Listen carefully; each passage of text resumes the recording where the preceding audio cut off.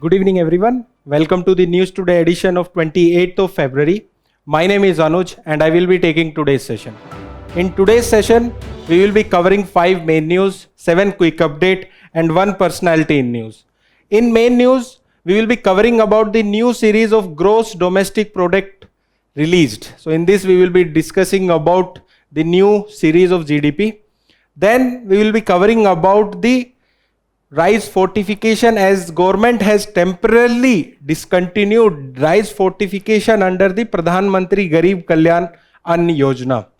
Then we will be covering about the man and animal conflict, as there has been increase in the instance of human elephant conflict in Jharkhand and West Bengal. Then we will be covering about women in the science and technology field. Then we will be covering about the Naxal free status, as Bihar has been declared as the Naxal free after surrender of last armed Maoist. Then we will be briefly covering about 7 quick update, and in between we will be covering about 1 personality in news, and today's personality in news is CV Raman. So this is a brief about today's session. Let us deep dive into the today's session and start with the first news. So before starting of the first news, you might have studied about GDP a lot in your economics. So basically, in economics, it is given that it is calculated by 3 methods. One, output, then expenditure, and another one is income. Okay. So basic about GDP is given in the textbook, but the questions are coming from the advanced level, even in the mains, as well as in the prelims examination. So before starting of this news, let us look at the PYQ related to this news, because it is a very important development for today. So let us discuss the first PYQ. It is from the year 2015. The question is, a decrease in tax to GDP ratio of a country indicates which of the following? So in the recent past, the questions in the economics are coming analytical base. So you have to apply your understanding of basic economics understanding and then solve the question. So in this, first is slowing economics growth rate. So it will be correct, because if growth rate is low, obviously then tax will be lower. So there will be decrease in tax to GDP ratio. Then second statement, less equitable distribution of the national income, that we cannot infer from decrease in tax to GDP ratio. That means only first statement is correct. In this news, there is a lot of talk about the base effect or the change in the base year. We will be understanding that, but let us solve a PYQ from the year 2011. The question is, a rapid increase in the rate of inflation is sometimes attributed to the base effect. What is base effect? The A option is, it is impact of drastic deficiency in supply due to failure of crop. It is nowhere related to that. Then it is the impact of surge in the demand due to rapid economic growth. Again, it is not related to that. Then it is the impact of price level of the previous year on the calculation of inflation rate. That is the correct answer. We will be understanding this base effect and what is its implications. Then there is a PYQ from the mains examination of 2021. The question is, explain the difference between computing methodology of India's gross domestic product before the year 2015 and after the year 2015. So that was the last time the base year was changed, or the GDP calculation method was changed. So there is a direct question on that. Okay, you won't find it in basics textbook, but it will be there in the current affairs and you have to understand it accordingly. Now let us start the discussion of this news. So what is the context? We have already discussed in brief. The context is that the new series of gross domestic product has been released, and it is related to GS paper 3 where syllabus talks about economic development. So let us move further and understand about this topic in detail. First of all, what is the development? We have already discussed the context. Let us understand the development. So the Ministry of Statistics and Program has released the new series of annual and quarterly national account estimate, which also include GDP, and it is after the revision of base year, and this is the 8th time revision of base year after independence. So such types of facts are important for your prelims examination. This is the 8th time revision of the base year, and now the base year will be different. Previously it was 2011 and 12. So that is a simple development here. Now let us understand about the new methodology and what are the major changes. So here we will be understanding about the key changes in the new GDP series. Okay, you should be having a little bit of knowledge. What is the GDP first of all? So GDP is basically production of products in a defined territory, in a defined timeline. That is the basic meaning of GDP. And in India, it is calculated, or basically it is calculated by 3 methods. We have discussed them. One is output, then expenditure, and income. Output means what is the cost of the output that we are producing. Expenditure means what is the expenditure, and income in what is the income. By calculating all these, we calculate the GDP of a country. Theoretically, these calculations should be same. So, but there are discrepancies that will be also discussed in this new GDP series. Now let us understand. First of all, there is new base year, that is 2022 and 23. Earlier it was 2011 and 12. Why this has been changed? Okay, but in 2011 and 12, how much e-commerce services were you using? Or how much Netflix subscription you were using? Or how much AI products were you using? Okay, so to resolve such issues, new base year has been introduced, that is 2022-23. So basically, this base year has to be changed in every 5 years. That is the best international practices. And our government also tried to change the base year in the year 2019-20. But then there was pandemic. Okay, then there was little bit of reflection or the depreciation. That's why we were not able to update the base year before. Ideally, it should be updated in every 5 years. That is the best international practice. Okay, but we were not able to update because of the pandemic COVID-19. Then there will be new data sources such as GST collection. Okay, last time it was updated in 2015 and GST came in the year 2017. So obviously we were not using GST in the full effect. Now we will be using GST collection and the e-Vahan portal as well for the consumption, what the consumption is going on in the country. Okay, then there will be refined deflation technique. So what is the meaning of this refined deflation technique? So previously what we were doing single deflation technique. That is, suppose this is an input and that is an output. Suppose we were calculating previously and we were only measuring the deflection in the output, but there can be changes in the input as well So to manage that, now there will be the double deflation that will include the input side as well and the output side as well. Okay.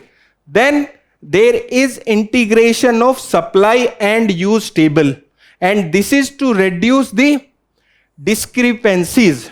So basically, the product out from the output method and the expenditure method should be same. GDP calculation should be same, but it is quite more than often noticed then there are discrepancies between the output method calculation of GDP and the expenditure method of GDP calculation of GDP. To remove that, they are integrating the supply and use table. It is little bit of economic concept, so they are using this so that there will be no discrepancy, or they will add the discrepancy up to until that the expenditure total figure came out. That is there, and there will be the improved estimation of the private final consumption, and that will be through the by integrating direct estimation from the production administrative data and the commodity flow approach.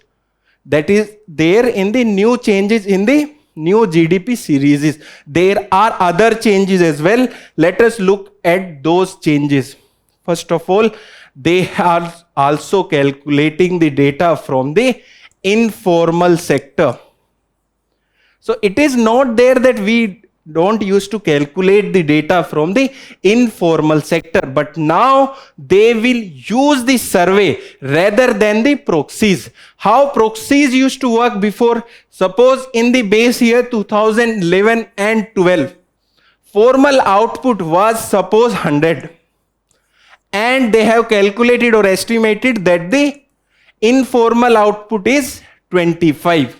So now they will, what they will do, suppose this has increased by 10, they will also increase it by 10, but the ratio will be same. That's how they were using the proxies to calculate the informal sector. But now they will use the surveys such as annual survey of unincorporated sector enterprises and periodic labor force survey. So such type of survey will be used to calculate the data from the informal sector. Then they will also use the central general government adjustment, and it include the rollout of the NPS alongside the old pension scheme. So such types of schemes or the data from them will be also used. Now let us look at the effect of the base year and what it is, why it has been revised. So new base year captured the expansion of the digital services, renewable energy, and evolving consumption pattern. Let us understand base year by a simple analogy. Suppose now I am studying for UPSC, and today my base year, I am calculating my base year as this day, and this day I am calculating it as that I am studying for 10 hours. Then I will goes my preparation according to this base year. This is the base day of 10 hours. But if suppose I am reading for 12 hours, that is more than the base year. I am reading less than the 10 hours, that is less than the 10 hours, sorry. Then suppose I have base year for the preparation of exam for college, and I am comparing that base year to the preparation of examination of UPSC. Okay, so that won't suffice my need, because the requirement for the preparation for the exam for the college was different from the preparation for the UPSC examination. That's why the base year has to be changed, or the base day has to be changed for better preparation or the better calculation of the GDP. So now that the base year has changed, it will capture the expansion of digital services, renewable energy, and the evolving consumer pattern.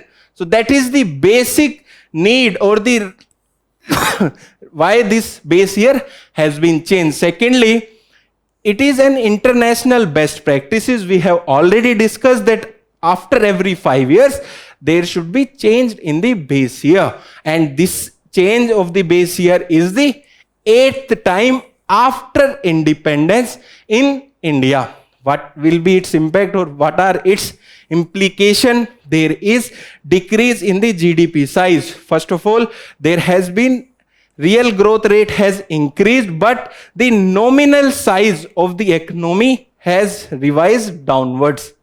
So you might be very clear about the real growth rate and nominal growth rate. Let us understand it with an example. Suppose this year I am producing 10 bicycle of 100 rupees. 10 bicycle of 100 rupees. So that will be amounting to 1000 rupees. But suppose next year also I am producing 10 bicycle only, but the cost of the bicycle has increased to 110. That means it will go around 1100. So does my production changed? No. Only the price have changed. So this is the nominal growth, but the real growth is 0, because that means is the same, not 0, is the same. Last year also I was producing 10 bicycle, sorry, this year I am producing 10 bicycle. Next year also I will be producing 10 bicycle, but the price have changed. So the change in the real GDP won't be there. Change in the nominal GDP. Nominal GDP include the inflation. If we move out the inflation from the growth, then we calculate the real growth rate. That is the simple meaning of real and the nominal growth rate. Then there is difference in the higher fiscal deficit and higher debt to GDP, because there has been changed in the GDP, in the nominal GDP. That's why there are higher fiscal deficit and higher debt to GDP ratio. So this was all in the first news. I know it was a little bit long, but it is very important for both prelims as well as for the mains examination. If you have any doubt, please read it thoroughly or look after the video again, because it will be there in the news. There can be a question in the prelims or the mains examination. We have already seen that the question on the basis of the calculation of GDP are already appearing in the prelims as well as in the mains examination. Now let us move to the second news for today. The second news is about fortification. And what is the context? The context is that the government has temporarily, only temporarily, has discontinued the rice fortification under the Pradhan Mantri Garib Kalyan Anna Yojana. In this, we will be knowing why the government has discontinued this, and what is the fortification, and what is the usage of fortification of food. Okay, it is related to paper 1, where syllabus talks about issues relating to poverty and hunger. Now let us discuss this news. Development, we have already discussed the context. The development is that the rice fortification was discontinued after a study by IIT Kharagpur. And what this studies has shown, it has shown that the prolonged rice storage for the distribution under the Pradhan Mantri Garib Kalyan Anna Yojana is rendering the effective shelf life shorter, that the effective shelf life of the rice, and that is leading to low down of the nutrition value. Why we were fortifying the rice? For increasing the nutrition value. And if that is decreasing the short life of the shelf life of the rice and effectively reducing the nutrition, then what is the use of that policy? There will be no use. So that's why government has said that we are temporarily discontinuing the rice fortification. Okay, you might have seen the packet where this symbol will be there. This is a symbol on many products. What is the meaning of this? that that product is fortified. Okay, that is mandatory under FSAI, that if there is some fortification in some eatable product, that this sign should be there. Now let us understand this, what is this fortification and why government was using rice fortification. Okay. First, what is the food fortification? It is practice of deliberately increasing the micronutrition content. That is vitamins, mineral, micronutrition to improve the nutrition quality. And why India or why Indian government was doing it? So we all are well read. Okay, how many times we are seeing that what we are eating, what type of vitamins and minerals are there in that food? Most of us are eating food without knowing about its vitamins and minerals. And our Indian food is high in carbohydrate when compared to vitamins and minerals. It is high in carbohydrate but not in vitamins and minerals. That's why government was deliberately increasing the micronutrition content such as vitamins and minerals. Because India in the Indian level, we are not eating that food which is having lot of vitamins and minerals that are required for the human body. Okay, and it was regulated by FSSAI Food Safety and Standard Fortification of Food Regulation of 2018. That's why I have talked about that symbol. Okay, that was regulated under FSSAI. Then what are the fortified food? Such as wheat, flour and rice are fortified with iron and vitamin B12 and folic acid. Milk and edible oil are fortified with vitamin A and D. Then double fortification salt with iodine and iron, because their deficiency can lead to various problems. Okay, if you have read in your biology that vitamin D deficiency lead to rickets, that is weakening of bones. Iodine deficiency lead to disease of Goitre. Iron deficiency lead to condition of anemia. Okay, I am pretty sure that you might have read about these deficiency in your basic biology examination, for the biology examination. So such types of facts are also important for your prelims examination, that when they can ask that deficiency of vitamin D can lead to which disease, that is rickets. Iodine can lead to Goitre. Iron deficiency can lead to anemia. Vitamin A deficiency can lead to night blindness. So such types of question can also appear in the prelims examination. Now let us move further in this news and understand about the significance. First of all is address the micronutrition deficiency in the Indian food and protect us from various diseases such as rickets, anemia, and the other diseases which occur due to deficiency of micronutrition. Then there is economic relevance as well, because Copenhagen consensus estimate that the every 1 rupee spent on fortification result in 9 rupees in benefit to the economy by better productivity. So this is the significance of food fortification.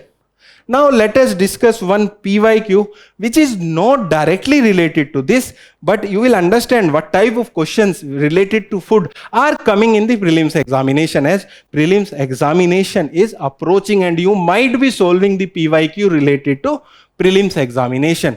The question is from the year 2018 and the question is simple if you apply your mind in the exam. I know it is very difficult to apply and to solve the questions in the prelims real-time examination. But let us solve this here, and similarly you can solve it now and you will practice how to solve PYQs and you can attempt the question in your prelims examination. The question is, with reference to provision made under the National Food Security Act of 2013, consider the following statement. First, the families coming under the category of below poverty line only are eligible to receive subsidized food grains. Okay, so it is not an correct statement. First of all, it contains only, and you might be aware that around 67% of Indian population is receiving subsidized food. We are not talking about free food, we are talking about the subsidized food grains. So they are not given for the below poverty line only, they are given for the much wider population. So first statement is wrong. Option A and option C can be eliminated. Then, the eldest woman in the household of age 18 years or above shall be head of the household for the purpose of issuance of the ration card. Okay, this was a major change. Okay, so the oldest woman in the household of the age of 18 years was issued the head of the household ration card. So it was a major change, and I think most of the students at that time would have remembered this fact. That means the second statement is absolutely correct. So the answer will be B only without reading the third option. Third option is little bit very factual. All the options are factual, but third option is playing on the numbers. It is 1600 and the number should be 600. That's why we can eliminate the third option by reading the options and the available options. So the B will be the correct answer for this. So with this, we have completed the second main news for today. Now let us move to the third main news. What is the third main news? Third main news is about man and animal conflict. And what is the context? The context is that there are increasing instances of human and elephant conflict in Jharkhand and West Bengal. It is related to paper 3 where syllabus talks about biodiversity conservation and sustainable development. Let us understand this news in detail. First of all, let us understand about elephant. You might have heard about the term elephant memory, or someone has memory like elephant. That means they have a very strong memory. Some phrases are also there. Goldfish memory like goldfish. That means the memory is very low. But for elephant memory is very high. That's why they follow the same path. They remember where they will get the food, and they often attack on the field at the night time. That is because of their sharp memory. That's why that term elephant memory. The development here is that, or the background here is that India holds nearly 60% of global Asian elephant population, and human elephant conflict had led to 500 human deaths annually. So before moving further, you should be very clear about the Asian elephant, how they are different from African elephant, and what are characteristics of the elephant in general and Asian elephant in specific. Because if you observe previous year prelims examination question, UPSC is asking on the characteristics of the species. Okay, so and especially the very extreme characteristics, like they have the longest gestation period in the mammals, that is around 22 months. That is an extreme statement about them. They are the largest mammal on the planet. That is African elephant are the largest mammal. They are usually led by the female head. That is, they follow a matriarchal pattern. And in India or the the Asian elephant, mostly women does not have the tusk. Only the male elephant of the Asian breed have the tusk. So these are some simple fact or the characteristics about the elephant as a species. Whenever you are reading a news regarding a species, please learn about its characteristics, because it has often seen that UPSC in prelims examination is asking about the characteristics of species. Now let us discuss about the trigger for the human elephant conflict. The first important reason is habitat loss and fragmentation. They need a larger area, but there has been decreasing area of habitat, and the reasons are deforestation, expansion for the agriculture, and human settlement. So that's why that is leading to the habitat loss and the fragmentation, which is leading to elephant to move into the human population or the human settlement. There is the debate about nurture and nature as well here, and there was a UPSC question in the ethics paper as well.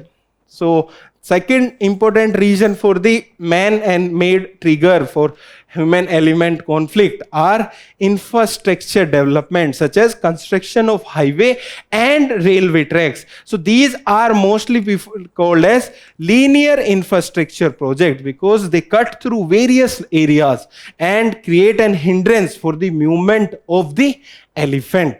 You might have seen videos where you might have seen that elephant is running behind a car or a motorcycle. That is due to the linear infrastructure projects. Then there are natural reasons as well. So first of all, the climate variability, because there is rising temperature which is leading to droughts. That's why elephants are moving into the new areas. Then there is seasonal migration for elephants for search of forage and water, and as this food and water is reducing, they go to the nearby areas and mostly to the human settlement. Then there is natural habitat degradation. First of all, habitat loss is due to the human activities, and second, habitat loss is due to the natural reasons as well, such as wildfire, invasive species spread, or the ecological changes. So these are the trigger for the human elephant conflict. Now let us look at the various solutions that are there. First of all, landscape level habitat connectivity. That means that the landscape should be connected where there are corridor for the elephant. And one of the example for is the initiative of IFAW of roam to roam. It is in the African continent. So such type of example can be written to support your points in the mains examination, or it can be directly asked that which initiative is under which body.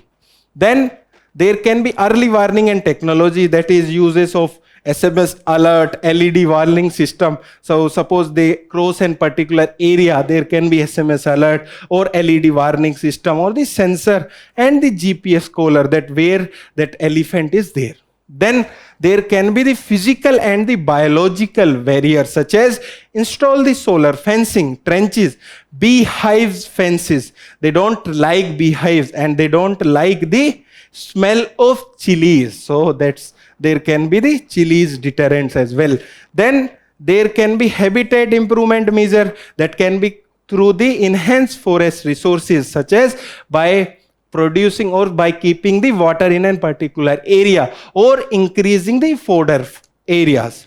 Then there can be the alternative cropping patterns, because mostly elephant like food like sugarcane. So farmer can grow other products like chilies or ginger, but that depends on various climatic variabilities. So these are the potential solution. Now let us look at the various government initiative to mitigate the human elephant conflict, one of which is Project Elephant, which was started in the year 1992, and recently it has been merged with Project Tiger. Okay, so please be very clear that the project elephant has been merged with the project tiger. Then there are behavioral study to analyze the elephant conflict issue with the Wildlife Institution of India as a body. So they are analyzing what are the elephant conflict issues. Then there are regional action plans by the Ministry of Environment, which has initiated the development of regional action plans adopting a landscape level and multi-state approach. So these are the initiative by government to mitigate the human-elephant conflict. So now let us discuss the PYQ related to this news. First one is from the prelims examination. I think it is from the year 2018 or 19. The question is, with reference to the Indian elephant, consider the following statement. Sorry, it is from the year 2020. First, the leader of elephant group is female. We have discussed this is an correct statement. Okay. Second, the maximum gestation period can be 22 months. We have discussed that it is an extreme characteristics of elephant. Then an elephant can normally go on calving till the age of 40 years only. It is a wrong statement that it can go calving for the further age as well. Then among the state in India, the highest elephant population is in Kerala. Okay, at that time it was there in the Karnataka. And if you eliminate the fourth option itself, you will come to only three options, that only two options, that is 1 and 2, and C 3 only. The answer is A 1 and 2 only. Then there is a PYQ from the mains examination as well, and it is from the year 2024. And the question is, the incidence of human-wildlife conflict have increased in recent year, leading to the negative consequences for both human and animal. In light of this, analyze the causes and effect of such conflict. Also suggest solution to the better manage this issue. So we have discussed particularly about the human and elephant conflict, but here it is human and wildlife conflict. So they are asking about the larger picture. So you can use the point from this news as well. With this, we have completed this news. Now let us move to the next news for today. The next news is about women in science and technology. We will be discussing what is the development, but the news is women in science and technology. It is related to GS paper 1, where syllabus talks about role of women and women organization, as well as GS paper 3, where syllabus talks about science and technology. Now let us discuss this news in detail. First of all, the development. Today we are celebrating the National Science Day. That is 28th February, and the theme of the National Science Day is Viksit Bharat, Women in Science, categorizing the Viksit Bharat, and it highlights the critical role of women in science and technology. Okay, you might have heard about Madame Curie. She was the first woman to get Nobel Prize. She is the only person to get Nobel Prize in two fields. One is physics and another one is chemistry. Okay, so that is the brilliance of women in the science field. Now let us look at the various things which are there in this news. First of all, the role and the status of women in science. Here it is giving the example from the historical perspective, from the Vedic scholar, that is Gargi Vachaknavi. Okay, you might have heard about Gargi College. So she debated with Yajnavalkya. Okay, then there is reference to a famous mathematician, that is Leelavati. It is different from the Leelavati book of Bhaskaracharya. Please be very clear here. We are talking about mathematician Leelavati, and there is a book also, that is a Leelavati of the Bhaskaracharya. Here we have talked about Vedic scholar Gargi, and she has debated with Yajnavalkya. Okay, then it talk about the modern leadership, that is of Kalpana Chawla, she was very good and she was a space scientist. Then Tessie Thomas, missile project head. We might have heard, or you might have heard, the missile man of India. That is Dr. APJ Abdul Kalam. But how many of you know the missile woman of India? That is, she is Tessie Thomas. We often does not know about the contribution of women in the field of science. So that it shows the role and status of women in science. And female STEM enrollment, it has rose from 38% in 2014-15 to 42%. And it is increasing in the positive manner.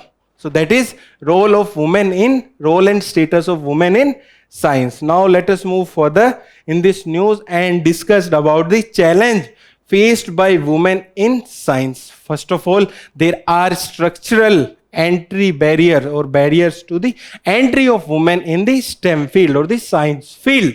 Most often and not because of patriarchal mindset, women are considered that they can do jobs in particular sectors such as teaching or banking, but they cannot work in the field like construction of dam, which is proven wrong, because now women are coming and even producing the missile for India, and they can also build the dam and they can do everything what a man can do. That thinking has to be changed.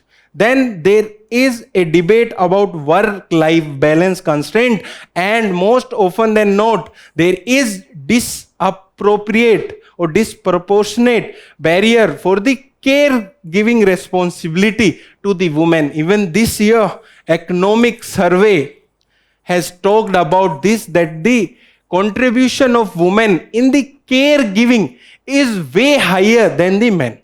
Okay, then there is leadership underrepresentation in the field of science, and that lead to low presence in the decision making roles. And also there is glass ceiling effect. That means they cannot rise from a from a mentioned level. Suppose this is a level, they are not able to rise above that level because of glass ceiling effect.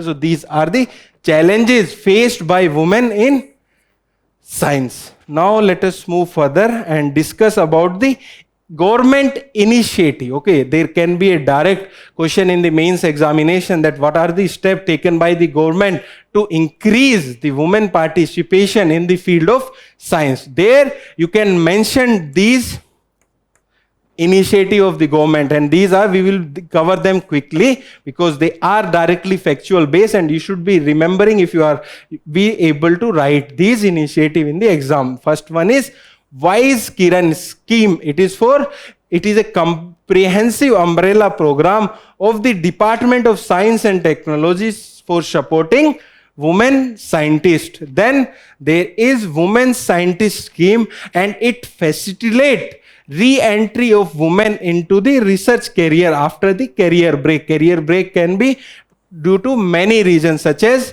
maternity leave. Okay. So this scheme is to facilitate the re-entry of women into the research career. Then there is Vigyan Jyoti program. It encourages girls to pursue the higher education and career in the STEM across the 250 districts, and that is name of the program is Vigyan Jyoti program. Then there is Gati initiative. It is an institutional framework promoting gender equity and transformation reforms in STEM, that stand for science, technology, engineering, medicine, and the mathematics. Okay, so these are the government initiative. Now let us discuss one prelims PYQ, which is not directly related to this news, but as prelims is approaching, you should be very clear what type of questions are coming from the various fields. So this question is from the year 2017, and the question is, which of the following give the global gender gap index ranking to the countries of the world? And the answer is World Economic Forum. So what can we learn from this PYQ? So the this PYQ, we can estimate that the questions are coming on basis of the index of the prominent UN bodies or the prominent international institutions. And here the question is from the World Economic Forum. With this, we have completed this news.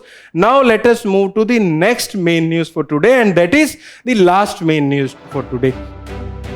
And it is mostly for the mains examination, and we will be discussing what kind of questions are coming in the mains examination. And there are many questions from this topic. And the question is about the Naxalism, and the context is that Bihar has declared Naxal free after the surrender of the last armed Maoist. It is related to GS paper 3, where syllabus talks about linkage between development and spread of extremism. Before understanding this topic, let us discuss the PYQ which are there under this news. So you might be seeing that there are repeated questions from this topic. 2025 में भी question था, 2022 में भी question था, and 2020 में भी question था. In last 6 years, the question from these topics have come 3 times. So that is the significance of this topic for the mains examination. That's why we are covering this in detail. Let us read the questions in a brief. The question first is from the year 2025 mains paper 3. The government of India has recently stated that left-wing extremism will be eliminated by the year 2026. That means by this year. What do you understand by left-wing extremism, and how are the people affected by it? What measures have government has taken to eliminate left-wing extremism? And more or less the questions in the previous year mains examination are similar to this question. Let us read the 2022 question as well. Naxalism is a social, economic and development issues manifested as a violent internal security threat. In this context, discuss the emerging issue and suggest a multi-layered strategy to tackle the menace of the Naxalism. Here you will also talk about the step taken by the government and how there is a requirement of a multi-layered strategy. So question is more or like same. Like that means the language has changed, but the content in the answer will be similar, not same. It will be similar. Then the question from the 2020 examination question is, what are the determinant of the left-wing extremism in the Eastern India? What strategy should the government of India, civil administration and security forces adopt to counter the threat in the affected areas? Don't you think it is same, or this it is asking similar to the multi-layered strategy?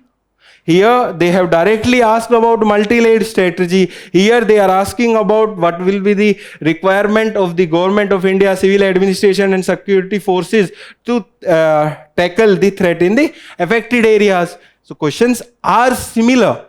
So that is the importance of this topic in the mains examination, and these are the PYQ from the last 6 years only. In last 6 years, the question have appeared 3 times related to this topic. That shows the importance of this topic. Now let us discuss this topic in brief, because you will be understanding this in the class or in the static topic, because it is appearing so frequently in the examination. It has become a static topic. And the development is that the Union government has set the deadline of March 31st, 2026 that we have seen in the last year mains question. So you can think that how much UPSC is focused on the current affairs and their linkage to the static topics. So the development is that, and for the eradication of left-wing extremism for India. So this is the background. Now let us discuss about the left-wing extremism. It was originated from the Naxalbari movement of 1967 in West Bengal, and it has spread primarily across the red corridor, that is resource rich corridor as well, and that have lot of tribal population, lot of forest area. And these affected states were Chhattisgarh, Jharkhand, Odisha, Maharashtra, Kerala, West Bengal, Madhya Pradesh, and part of Andhra Pradesh and Telangana. So what is its ideology? So it is rooted in socio-economic inequalities and fueled by the Maoist ideology. So they use propaganda to produce a government or to destabilize the government and form a parallel government. That is their basic ideology, and for that they use violent method. Okay, so this is about left-wing extremism. Now let us discuss the government approaches. So there cannot be a single solution for tackling the left-wing extremism problem.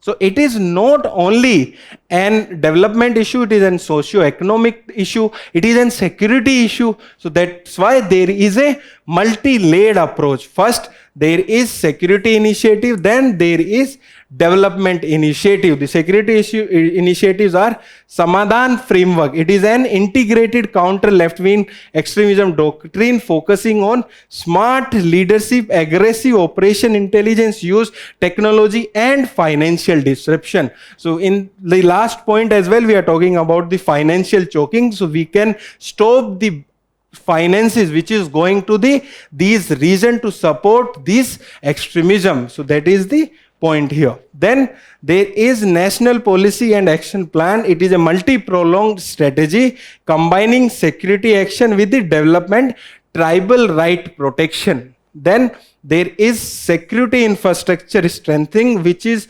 therefore fortifying police station, new camps, and deployment of CAPF. CAPF is Central Armed Police Forces. You might have noticed that these issues are mostly tackled by the CRPF. Okay, then there are development initiative as well. One is special central assistant, that is to target the fund to fill the infrastructure gaps in the most affected district. You might have recently seen that there was a construction of road in the district Bastar. Okay, so that is there under the special central assistant. Then there are financial inclusion program, which is by expansion of banking, post office, and formal financial access to weaken the parallel levy weakens. Okay, then there is civic action program, and it is by the central CAPF, for the outreach by the security forces to build trust and reduce the local alienation, because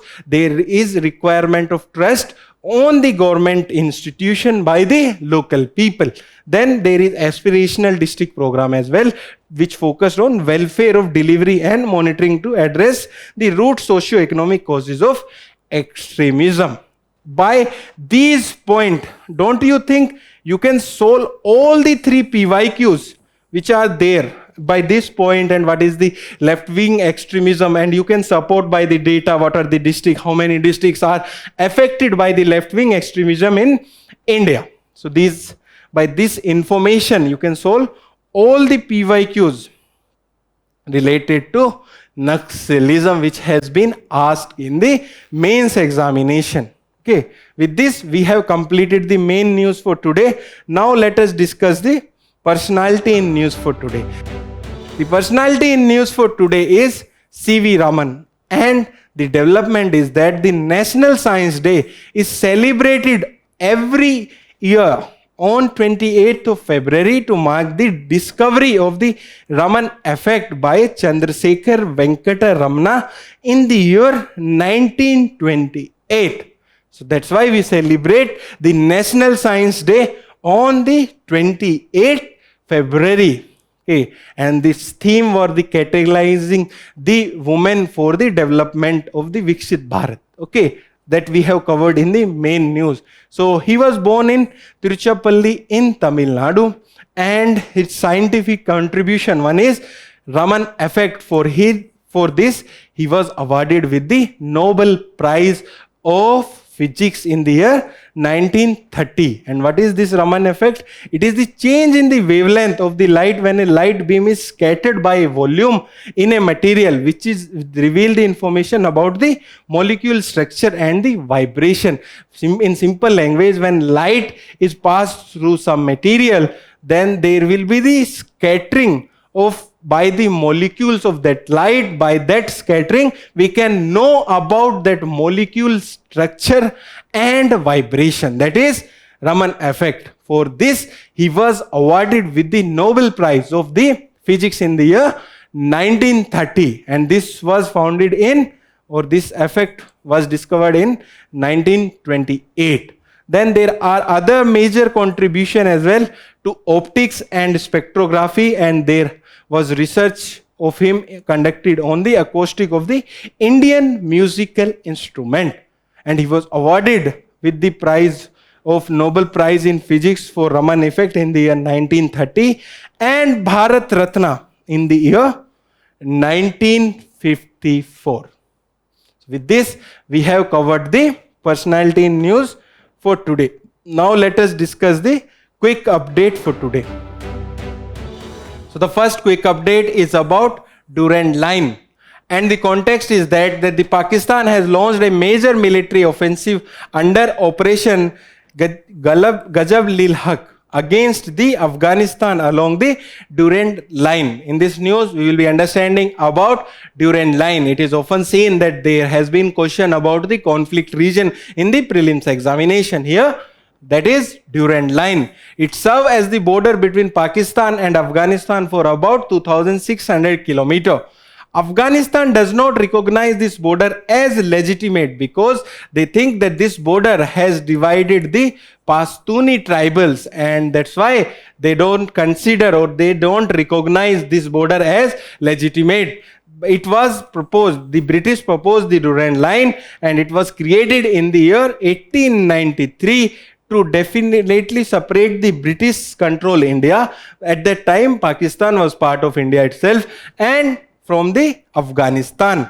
It was named after the British officer, which was Sir Mortimer Durand, a British civil servant who negotiated the agreement with the Afghan ruler. And at that time, the Afghan ruler were Abdur Rahman Khan. This was about the Durand Line. Now let us move to the next quick update. The next quick update is about Project Cheetah. Here we will be understanding about Project Cheetah, but cheetah as a species is also an important because there was a PYQ related to cheetah. That PYQ was related about the characteristic of cheetah, that it can roar or it cannot roar. Okay, if you know that fact, you can solve that PYQ. The context here is that the 8 cheetah from Botswana will be introduced in the Kuno National Park as part of cheetah reintroduction program named Project Cheetah. Previously, we have translocated the cheetahs from South Africa and Namibia. And now we will be translocate the cheetahs from Botswana. Now let us understand about Project Cheetah. It was launched in the year 2022 and it aims to translocate African cheetah to India. Asian cheetah were extinct from India in the year 1952. Previously, we were having cheetahs, that is Asian cheetah, up to the year 1952 when they were declared as extinct from India. Then it is the world first intercontinental large wild carnivorous translocation initiative, and its implementing agency is National Tiger Conservation Authority, that is NTCA, and technical assistance is provided by the Wildlife Institution of India. That is about the Project Cheetah. Now let us move to the next quick update. The next quick update is about the Bandhavgarh Tiger Reserve, and the context is very painful. The context is that the Madhya Pradesh government has reported that 8 tiger death in the Bandhavgarh Tiger Reserve since November due to electrocution from illegal live wires. It is also due to man-animal conflict. Okay, we have already discussed about human and elephant conflict. Here it is the conflict with the tigers.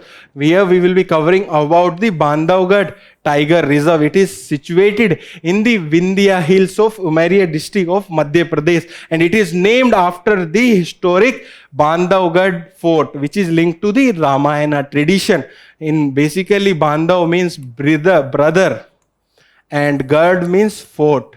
So this fort is protected by Lord Lakshmana, okay, the brother of Lord Rama. That is, it is linked to the Ramayana tradition. Flora, it is dominated by tropical dry deciduous forest with sal forest, mixed vegetation and grassland. And in fauna, it is known for high tiger density and also home for the leopard, deer species, gore and diverse wild bird life. So this was the third also in news. Now let us move to the next quick update. The next quick update is about Epstein-Barr virus, and the context here is that the scientists have developed promising antibiotics to prevent the Epstein-Barr infection. Before understanding about this virus, please be very clear about what are antibodies. Please read about the antibodies.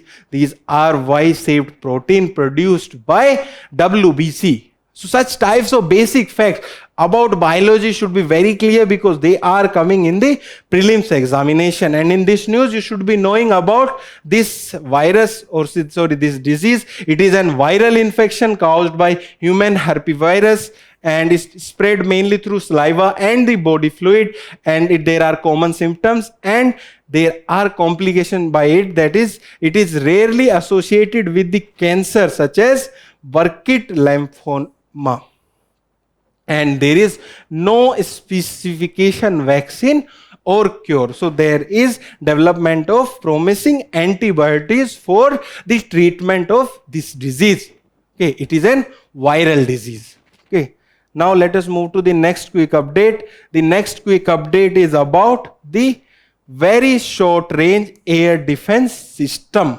Okay, India is having integrated defense system where we have a 3-layered air defense system. In that, one is very short range air defense system. And what is the context? The context is that the DRDO has conducted successful flight trials of very short range air defense system. In this, we will be covering about this system.